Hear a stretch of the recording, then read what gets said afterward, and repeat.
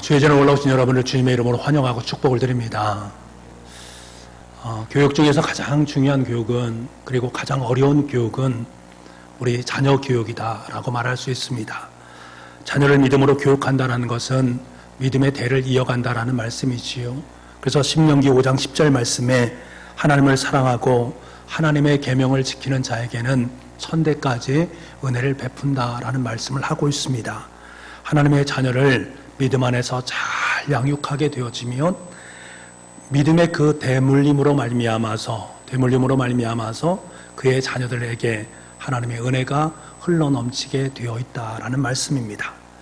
믿음은 가만히 정체되어서 고여있는 것이 믿음이 아닙니다. 강물이 겉으로는 정체되어서 고여있는 것처럼 보이지만 강물은 끊임없이 상류에서 하류로 흘러가게 되어 있습니다. 마찬가지의 모습입니다. 교육 또한, 신앙의 교육 또한 신앙의 윗물인 부모로부터 시작되어져서 아랫물인 자녀에게로 신앙이 흘러내려가는 것입니다. 성경을 보면 디모데라는 인물이 등장합니다. 디모데는 하나님의 자녀였습니다. 하나님의 사람이었는데 사실 그런 친가 쪽은 믿음이 없었습니다. 대신 외가 쪽에 믿음이 있었습니다. 그 외가의 믿음을 대물림 받았습니다. 디모데의 신앙, 외할머니 되시는 로이스의 믿음으로부터 시작이 되어졌고, 그 로이스의 믿음이 그의 어머니인 유니게에게로 이어졌고, 그리고 그 믿음이 대를 이어서 디모데에게 이어진 것입니다. 여러분, 이것이 바로 우리 부모들의 사명입니다. 대를 이어서 아름다운 신앙의 가문을 계승해 가는 것이 우리 부모들의 사명입니다. 사도 바울은 디모데가 어릴 적부터 어떻게 양육을 받았는지에 대해서 이렇게 말합니다. 디모데후서 3장 15절 말씀인데요. 또 어려서부터 성경을 알았나니 성경은 능히 너로 하여금 그리스도 예수 안에 있는 믿음으로 말미암아 구원에 이르는 지혜가 있다라고 말씀하고 계십니다. 어려서부터 성경을 알았나니, 여러분, 디모데는 어릴 적부터 그의 어머니 되시는 루이게로부터 하나님의 말씀을 양육받았다라는 것입니다. 어렸을 때부터 하나님의 말씀인 쉐마의 말씀을 암송했고, 어렸을 때부터 어머님의 입술에서 흘러나오는 그 말씀을 들었고, 그 말씀으로 하루하루 자라나게 되었습니다. 성경은 하나님의 감동으로 된 것으로 자녀에게 교훈과 책망과 의롭게 바르게 함과 교육하기에 의롭다라는 말씀을 해주고 있습니다. 어렸을 때부터 하나님의 말씀으로 양육받은 디모데는 하나님의 사람으로 성장하게 되었던 것이지요. 잠언 22장 6절 말씀에 그래서 뭐라고 합니까? 마땅히 행할 길을 아이에게 가르치라. 그리하면 늙어도 그것을 떠나지 아니하리라. 그렇습니다. 우리 부모들은 어릴 때부터 자녀들을 하나님의 말씀으로 양육을 해야 합니다. 부모가 자녀들에게 성경을 가르치게 되면 그 성경 말씀이 자녀를 양육하게 되어 있습니다. 여러분, 디모데후서 3장 15절 말씀에 보면 성경은 능히 너로 하여금 그리스도 예수 안에 있는 믿음으로 말미암아 구원에 이르는 지혜가 있느니라 라고 말씀하십니다. 그럼 무엇을 말씀하는 것입니까? 어머니인 유니게는 자녀에게 하나님의 말씀으로 양육을 했는데, 실상은 어머니가 자녀를 양육한 것이 아니라 하나님의 말씀인 성경이 디모데를 양육했다라는 말씀입니다. 유니게는 말씀으로 자신을 채웠고요. 그 말씀으로 입술을 통해서 말씀을 고백했고, 또 삶을 통해서 그 말씀의 삶을 살았습니다. 어머님은 삶으로 보여준 거지요. 그 삶을 디모데는 받았습니다. 그것을 바라보면서 자랐습니다. 그도 말씀을 먹고 말씀으로 자라나서 말씀의 사람으로 성장되었던 것입니다. 저는 유치부 밴드를 보면 참 많이 웃습니다. 얼마나 감사한지 모르겠습니다. 우리 어린 자녀들이 한 달에 한 번씩 성경을 암송하는 장면이 나오는데요. 그러니까 지금 코로나19 시대에 있기 때문에 아이들이 모여서 할 수가 없어서 각자 집에서 말씀을 암송하고 난 후에 그 암송한 것을 밴드에 올립니다. 그러면 그것을 함께 보고 댓글을 달아서 서로 위로하고 격려합니다. 2-3살 난 아이들이 얼마나 깜찍하게 얼마나 뚜렷하게 하나님의 말씀을 암송하는가. 전 참 많은 감동을 받습니다. 이것을 보면서 하나님께서 우리 교회에 속한 우리 자녀들을 하나님의 아들과 딸로 잘 양육하고 있구나. 얼마나 감사한 건가 하는 생각을 하게 됩니다. 여러분 중에 자녀가 있지 않습니까? 여러분의 힘과 여러분의 의지로 자녀를 양육하려 하지 마십시오. 되지 않습니다. 하나님의 말씀이 여러분의 자녀를 양육할 수 있어야 됩니다. 여러분, 추석 명절을 맞이하면서 우리 부모들은 참 고민에 빠지죠. 자녀들을 주님의 말씀대로 양육하고 싶지만 자녀들이 여러분의 말씀대로, 여러분의 말대로 잘 따라옵니까? 그렇지 않는 경우를 우리는 많이 보게 됩니다. 디모데처럼 자녀를 잘 양육해서 하나님의 사람을 우뚝 세우면 참 좋을 터인데 어찌 그렇게 말을 안 듣는지 세상의 길로 들어서는 자녀들의 모습 때문에 마음이 많이 아프고 힘이 듭니다. 자녀를 위해서 계속해서 눈물을 흘리지 않은 것이 아닙니다. 어떻게 해서라도 하나님의 말씀으로 양육할까 고민하고 하나님께 기도했습니다. 하나님 중심으로 살아가는 것이 중요한 거야 라는 사실을 자녀들에게 계속해서 잔소리처럼 말을 했습니다. 그럼에도 불구하고 자녀들은 나의 노력과 나의 힘으로 자라가지 않는다라는 사실 앞에 때로는 좌절하고 눈물을 경험했습니다. 그렇습니다. 자녀들은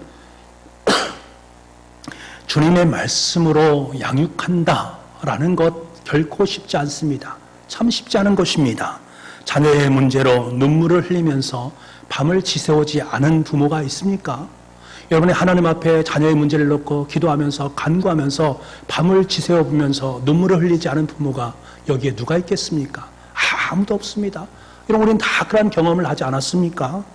오늘 본문의 말씀은 이러한 부모의 심정을 잘 아시는 하나님께서, 아니 친히 하나님께서 우리 아버지가 되어주셔서 이사야 선지자를 통해서 그 마음을 우리에게 전하고 싶은 그 심정이 고스란히 말씀 속에 배어 있습니다. 오늘 본문의 말씀을 하시기 전에 이사야서 1장부터 시작해서 39장까지 말씀, 단 한마디 말씀으로 이 메시지를 요약을 하면 하나님께서 이스라엘 죄에 대해서 심판을 가하셨다라는 메시지입니다.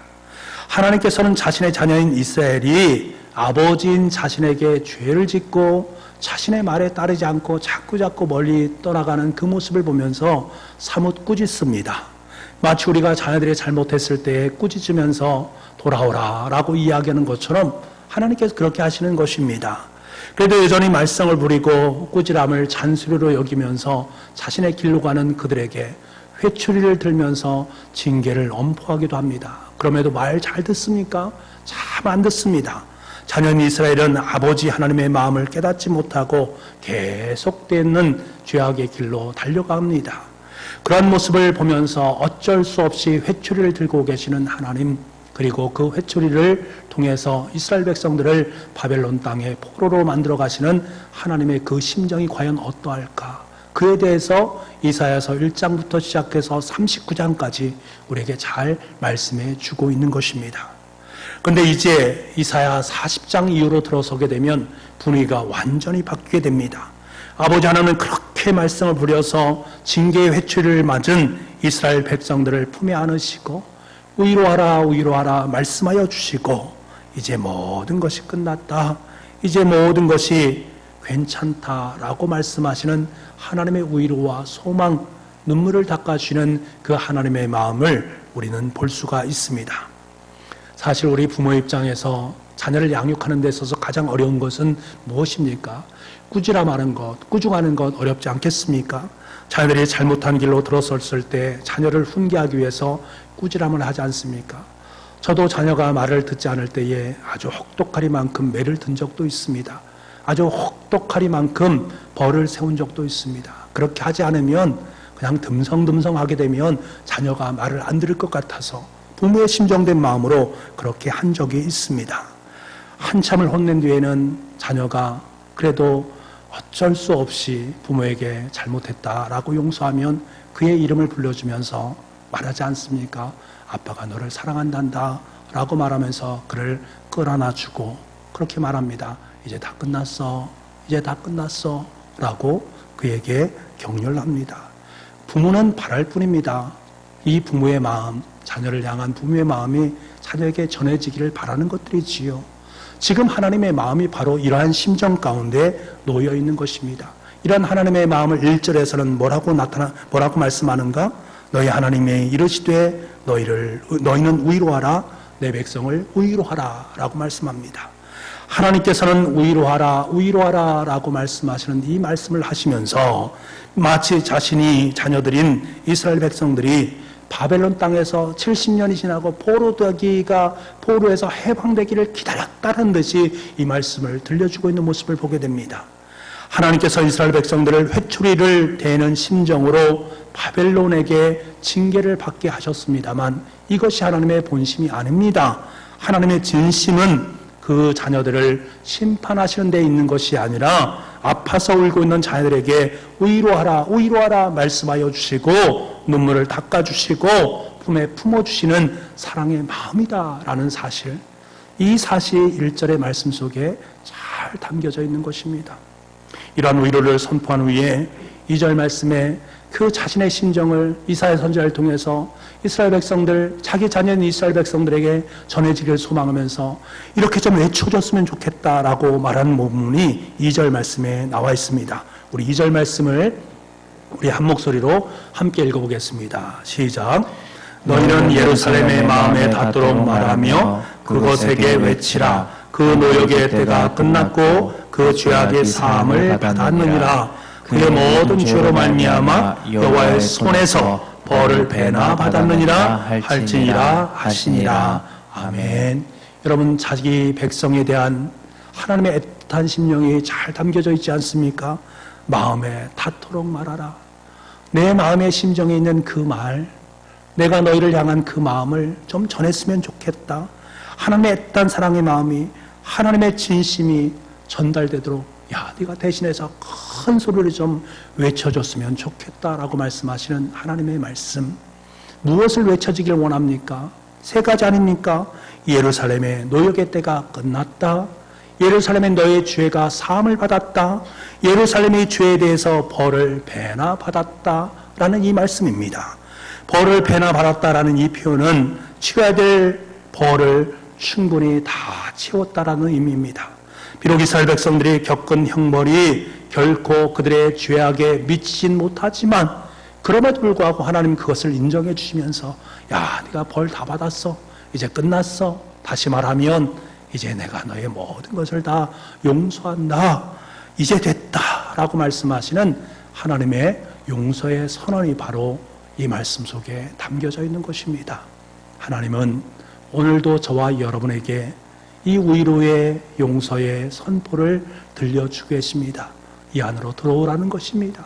그 하나님의 마음을 느끼고 내가 그것을 깨닫고 인정하고 받아들이라라고 말씀하시는 주님의 음성을 들을 수 있는 우리가 될 수 있기를 원합니다. 사실 저와 여러분은 하나님에 대해서 알면 얼마나 알겠습니까? 참 하나님을 많이 안다라고 생각하지만 정작 하나님을 많이 알지 못합니다. 하나님 우리가 생각하는 그 이상입니다. 하나님 우리가 생각하는 사고, 측량할 수 없을 만큼 위대하신 분이 바로 우리 아버지 하나님이십니다. 하나님은 우리에게 이 사실을 깨닫게 하기를 원하신 것입니다. 내가 어떠한 분이고 내가 어떻게 너를 위해서 했는지, 얼마나 크고 위대한 분인지, 그래서 네가 의지할 사람이 누구인지를 우리에게 좀 들려주고 싶은 것입니다. 그래서 계속적으로 이사야서 40장 말씀을 보게 되면 하나님께서 우리에게 그것을 이야기를 해주고 있습니다. 여러분, 성경을 보게 되면 하나님께서 유부의 친구인 소바를 통해서 하나님이 어떤 분인가라는 것을 말씀해 주지 않습니까? 욥기서 11장 7절부터 9절까지 말씀인데요. 제가 한번 읽어드리겠습니다. 내가 하나님의 오묘함을 어찌 능히 측량하며 전능자를 어찌 능히 완전히 알겠느냐?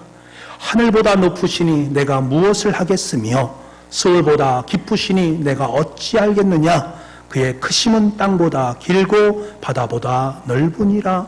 하나님의 욥기를 통해서 들려주는 말씀이 무슨 말입니까? 하나님은 너무 크고 너무나 위대하신 분이기 때문에 너의 생각과 너의 지식으로는 도대체 알 수가 없다라고 말씀하십니다. 여러분, 그렇습니다. 우리는 하나님을 알 수가 없습니다. 어떻게 유한한 인간이 무한하신 하나님을 알아갈 수 있겠습니까? 하나님께서 우리를 계시해 주지 않으면 자신을 드러내주지 않으면 우리는 하나님을 알아갈 수 없습니다. 하나님이 계시해진 그만큼 부분적으로 하나님을 알아갈 수밖에 없습니다. 우리가 읽지는 않았지만 19절 말씀을 보면 장인이 만든 우상의 이야기가 등장합니다. 인간들은 신을 고안해서 우상을 만들고 그 우상을 섬깁니다. 하나님께서 모든 피조물을 창조하셨다라는 사실이 있음에도 불구하고 사람들은 그 사실을 외면하게 됩니다.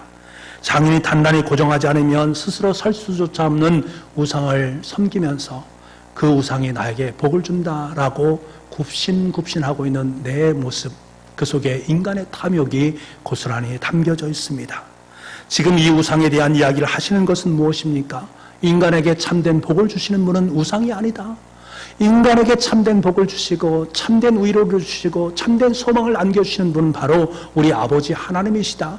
우상과 비교조차 할 수 없는 절대적인 하나님이 바로 너희의 삶 속에 함께하고 있다라는 사실, 그 하나님을 바라보고 그 하나님을 내 인생의 모든 것으로 의지하는 삶을 살아가라라고 말씀을 하고 계신 것입니다. 많은 종교들과 이단들은 형상들을 만들어 놓고 또 사람을 신적인 것으로 여기면서 마치 하나님인 것처럼 이야기하는 모습을 보게 됩니다. 자신들이 만들어 놓은 그 신을 가지고 자신에게 무엇인가를 욕심을 채우고 공급받기를 원하는 그 마음이 있음을 우리는 압니다. 이것은 마치 아론을 중심으로 이스라엘 백성들이 금송아지를 만들어 놓고 이것이 하나님이다, 이것이 신이다 라고 말하는 것입니다. 하지만 여러분, 그 금송아지가 볼 수 있습니까? 말할 수 있습니까? 들을 수 있습니까? 인간의 손으로 만들어졌기 때문에 궁극적으로 그것은 버려지고 썩어질 뿐입니다. 여러분, 혹시 이단 되시는 분들과 이야기 나눠본 적이 있습니까? 저는 많이 나눠봤습니다. 이단과 이야기를 나누면서 느끼는 것은 늘 그렇습니다. 야, 이 사람들은 무엇이 그렇게 확신에 차 있지? 지금 잘못된 진리를 마음속에 품으면서도 뭐가 그렇게 확신에 차 있지? 라는 생각을 갖게 됩니다.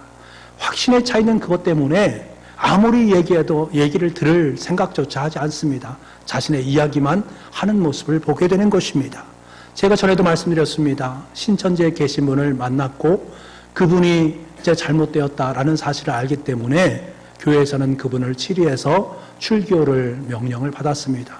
그래서 그분에게 정중하게 말씀을 드리고 교회를 떠날 수밖에 없는 상황 속에 놓였게 됐는데요. 떠나시면서 그분이 저에게 들려준 말이 너무나도 생생하게 지금도 제 뇌리 속에 남아 있습니다. 그분은 너무나 확신에 차 있었습니다. 자신이 믿고 있는 신앙, 철저하게 왜곡된 신앙임에도 불구하고 그는 확신에 차 있었습니다. 그러면서 저에게 얘기하는 거예요. 목사님, 너무나 불쌍합니다. 진리에 차 있지 못한 목사님이 너무나 불쌍합니다. 그러면서 떠나시는 것입니다. 저는 굉장히 큰 충격을 받았습니다. 그때 제 마음속에 또다시 함께하는 것이 부끄러운 마음이었습니다. 이야, 우리는 그 어떤 우상과도 비교할 수 없는 우리 아버지 되시는 하나님, 전능하신 하나님을 내 아버지로 모시고 살고 있는데 세상을 창조하시고 모든 것을 아시고 모든 것을 행하실 수 있는 능력의 하나님을 내가 의지하고 있는데 내가 저 이단보다 더 하나님에 대한 확신 어린 모습이 과연 있는가? 하나님을 잘 믿는다고 말하면서 자신 있게 나는 하나님을 믿습니다라고 선포하면서 삶을 살아가고 있는가 하는 생각 앞에 참으로 부끄러움이 있었습니다. 여러분, 여전히 많은 사람들은 자기가 우상을 만들어 놓고는 그 우상이 마치 자신을 지켜주고 커다란 능력을 줄 것처럼 여깁니다. 여기서 말하는 우상이라는 것은 돈이 될 수도 있고요, 권력이 될 수도 있고 자신이 집착하는 그 무엇인가, 또 자신이 가지고 있는 지적인 부분이 될 수도 있습니다. 이 모든 것들, 자녀들이 여러분의 인생에 우상이 될 수가 있습니다. 하지만 여러분, 잘 생각해 보십시오. 이것들이 여러분의 인생을 영원까지 인도해 줍니까? 여러분의 자녀들의 삶 가운데 생명을 공급해 줍니까? 참된 진리의 길로 들어서게 만듭니까? 그렇지 않습니다. 하나님 이외에 그 어떤 것도 영원이라는 것들, 영원에 잇대어 살아갈 수 있는 것은 아무것도 없습니다. 오직 하나님 한 분만이 내 인생의 진정한 진리가 되시기 때문에 그렇습니다. 이 사실을 확실하게 믿는다면 우리는 당당해질 수 있는 것이고 이 땅 속에서 당당하게 하나님을 선포할 수 있는 것입니다. 여러분, 하나님에 대한 확신을 가지십시오. 그 확신도 이단보다 더한 확신을 품을 수 있기를 간절히 소망합니다. 우리는 진리를 품고 있는 정말 거룩한 존재라는 사실을 한시도 잊지 않을 수 있는 우리가 될 수 있기를 간절히 소망합니다. 하나님께서는 계속해서 이사야 선지자를 통해서 하나님을 누구와 비교할 수 있겠느냐, 너희가 하나님을 누구와 비교할 수 있겠느냐라고 계속해서 질문을 하십니다. 21절 말씀에 보면 하나님은 하늘 위에 좌정하고 계시다. 하나님은 이 세상을 통치하시고 주관하는 분이십니다. 하나님은 이 세상의 역사를 수수방관하시는 분이 아니십니다. 비록 이 세상의 통치자들이 잠시 권세를 얻어서 집권할 수 있습니다만 그들은 뿌리를 내리기도 전에 하나님께서 건드리시면 다 넘어질 수밖에 없는 것이 인간의 모습이다라는 사실입니다. 모든 권세는 하나님께 있습니다. 그렇기 때문에 이 세상의 어떤 것과도 비교할 수 없는 분이 바로 우리 아버지 하나님이십니다. 보세요. 26절 말씀에 오면 수많은 피조물들을 하나하나 세시고 그 피조물들의 모든 이름들을 낱낱이 불러주시는 분이 바로 우리 아버지 하나님이십니다. 28절 말씀에 오면 땅끝까지 만드신 하나님께서 절대 피곤하지 않으시고 명철이 한이 없으신 우리 아버지 하나님의 심을 말씀해 주고 있습니다. 여러분, 이러한 하나님은 우리의 창조주가 되시고 우리의 사정을 속속히 아시는 전지자가 되시고 우리의 마음을 헤아리시고 공감해 주시는 전능자가 되십니다. 그분이 바로 저와 여러분의 아버지 하나님이십니다.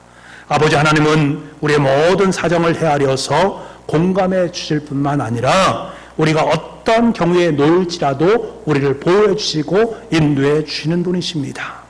여러분, 생각해 보십시오. 무에서 유를 창조하신 아버지 하나님께서 할 수 없는 일이 뭐가 있겠습니까? 뭐든지 다 할 수 있습니다. 하나님 앞에는 불가능이란 없습니다. 고통당하는 자녀들의 고통과 아픔을 모르실 수 있겠습니까? 절대 모를 수 없습니다. 하나님은 피곤한 우리에게 능력을 쥐어주시고 무능력하고 무력한 우리에게 힘을 덧입혀 주십니다. 우리를 넘어뜨리려고 하는 세상의 문제들을 바라보시면서 하늘의 지혜를 베풀어 주셔서 그 모든 것을 뛰어넘을 수 있도록 만들어 주십니다. 하나님은 고통당하고 고난 가운데 있는 자녀들에게 힘을 주시고 회복시켜 주십니다.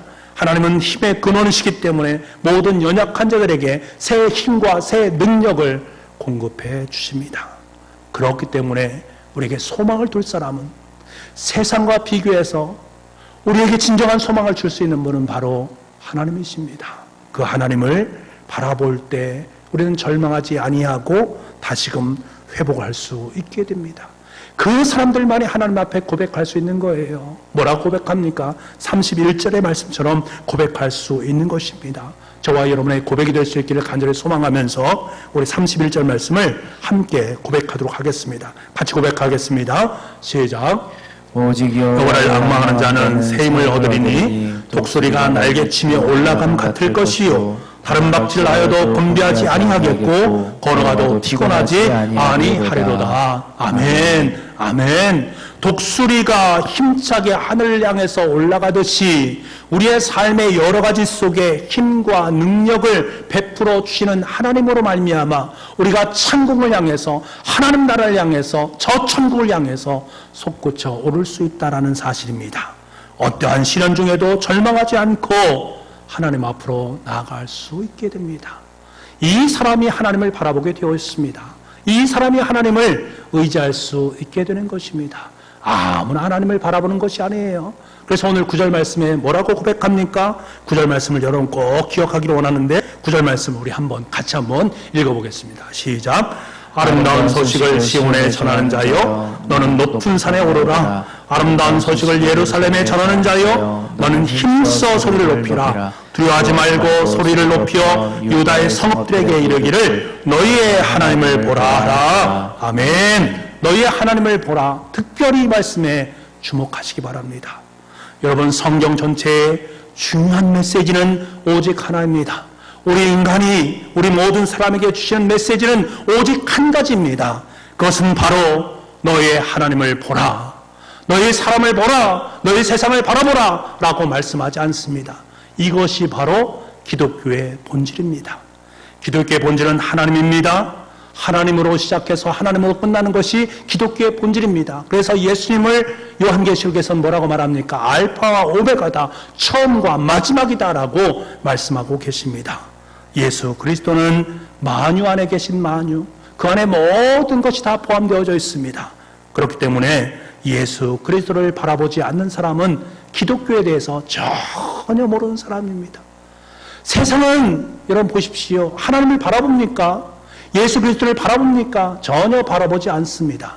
가장 중요한 궁극적인 것을 바라보지 않습니다. 그러니까 하나님을 욕하고요, 예수님을 욕하고 교회를 욕하는 것들입니다. 왜? 보여지는 현상만 가지고 얘기하니까, 그 속에 담겨져 있는 하나님의 근본적인 진리를 바라보지 못하니까 그렇게 여러 가지 말들로 이야기를 하는 것들입니다. 여러분, 세상을 보십시오. 세상은 예수 그리스도를 바라보지 않습니다. 다른 것들은 힘닿는 데까지 바라오면서 정작 진리 되시고 생명 되시는 주 예수 그리스도를 바라보지 않습니다. 그러니 구원의 축복을 사단에게 빼앗길 수밖에 없는 것입니다. 이사야 선지자가 지금 이스라엘 백성들에게, 그리고 저와 여러분에게 강력하게 호소하는 것이 무엇입니까? 너희 하나님을 보라. 너희 하나님이 누구신지를 보라. 너희 하나님이 너에게 어떤 일을 행했는지를 보라 라고 말씀하고 계신 것입니다. 사랑하는 북부가족 여러분, 우리가 자녀들을 가르치고 삶을 통해서 여러분이 또 가르쳐야 될 것이 무엇이겠습니까? 다른 것이 아닙니다. 여러분의 자녀들을 여러분이 양육할 수 없는 것 아니겠습니까? 우리가 양육할 수 없는 것입니다. 점점 더 뒤에도 우리 자녀들이 있지만 엄마 뜻대로 되지 않습니다. 우리 김인영 전사님 늘 얘기하는 거예요. 우리 다은이가 있는데 엄마대로 크진 않습니다. 다은이는 하나님의 자녀이기 때문에 하나님의 말씀으로 양육이 되는 것들이지요. 그래서 부모의 마음과 하나님의 마음이 같은 마음일 수 있지만, 그러나 능력면에 있어서는 부모는 아무것도 아닙니다. 하나님이 그보다 더 크고 위대하신 하나님입니다. 그러니까 우리가 할 수 있는 것은 무엇입니까? 야, 내가 하나님을 바라봐야 된다.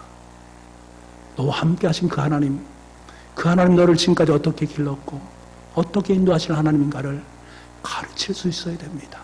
그것이 가장 중요하고 근본적인 가르침이다라는 사실입니다. 그것이 자녀를 살리는 길이고요, 그것이 가정을 살리는 길이고요, 그것을 교회를 살리는 길이다라는 사실을 명심하고 또 명심할 수 있어야 됩니다. 근본 추석 명절 온 가족이 함께 모입니다. 함께 모여서 하나님을 예배할 때입니다.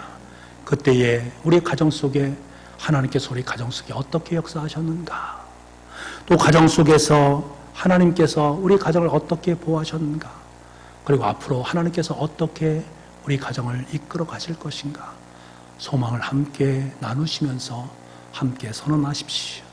우리의 가정은 하나님을 바라보는 가정, 하나님만 바라보자, 사랑하는 딸아 사랑하는 아들아 하나님을 바라보자, 하나님을 바라보면서 삶을 살아가자, 이것이 인생의 궁극적인 해답이다 라는 것을 일깨워 줄 수 있는 그러한 귀한 추석 명절이 될 수 있기를 간절히 소망합니다. 이 시간에 10가지를 제가 말씀을 드릴 거예요. 그럼 여러분은 한 가지 한 가지 제가 선포할 때에 아멘으로 화답하시기 바랍니다. 그 아멘의 크기만큼 제가 소망하는 것입니다. 여러분의 가정 속에 그 하나님을 바라보라 라는 그 말씀이 실제적인 능력의 말씀으로 다가올 줄 믿습니다. 제가 선포하겠습니다. 너희를 안아주시고 위로하신 하나님을 보라. 너희의 모든 죄를 용서하시는 하나님을 보라. 너희의 주인 되시는 하나님을 보라. 너희의 모든 것을 만드시고 세상을 창조하신 하나님을 보라.